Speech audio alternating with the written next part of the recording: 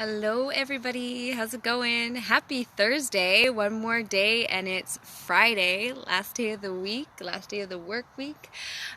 Today is what I like to call Thriving Thursdays. That's what I'm calling these lives on Thursdays, Thriving Thursdays. And this is where I just come and just share, some strategies around ways that you can have a thriving, healthy lifestyle.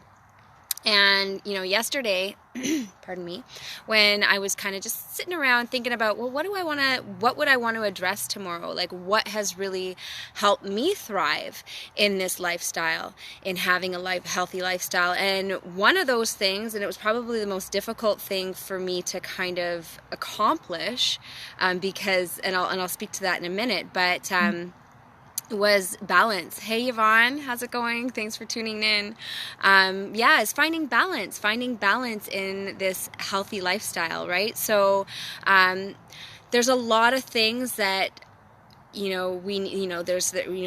talking about the spiritual aspect and all of that kind of stuff. But today I'm really just going to focus on some foundational pieces around nutrition and fitness, because I think that if we can get those kinds of things in place, we start to feel really good, and other things kind of start to fall into place as well. So the first thing I kind of want to touch on is fitness, working on our fitness. So oftentimes, not to have that all or nothing mentality around working out, right?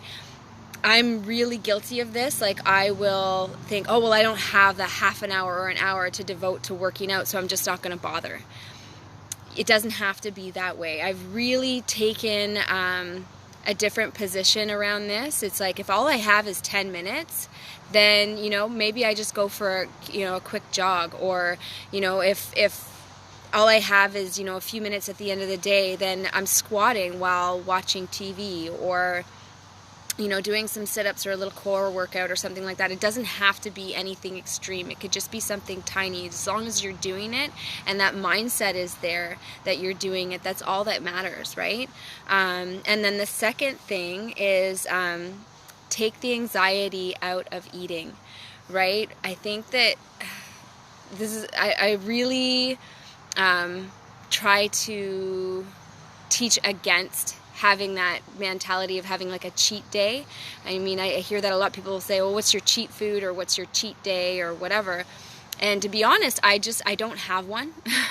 I don't have a cheat food. I don't have a cheat day. I just enjoy food. And, there are days where if I want to visit my parents' chip truck and, have some chips, I'm gonna have some chips, and that's okay. There's nothing wrong with that. I'm not, designating a day where I just start binging because it's my cheat day.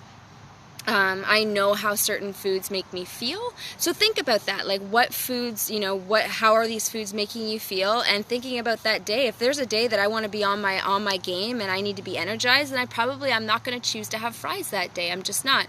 But if it's a Sunday and I'm relaxing and I'm hanging out, and I don't mind having a lower energy that day, maybe that's the day I choose to have fries. Right? So it doesn't have to be a specific day. Just enjoy your food, love on your food, and recognize how it's making you feel, and make a conscious decision around whether or not you're going to have that particular item that day. And then the third thing that I would really want to touch on is seasonally cleaning our bodies. So, whether it's seasonal, I do it monthly. I monthly cleanse and clean my body, and that's just like it's a reset. I reset my body every single month, and I do that by removing certain foods. So I'll take out refined sugar, because sometimes I get some of that if I go and I have a London Fog and there's a squirt of vanilla, a shot of vanilla flavoring in there. That's refined sugar, right? So I take that out. Refined sugar, artificial sweeteners, processed foods, taking those out.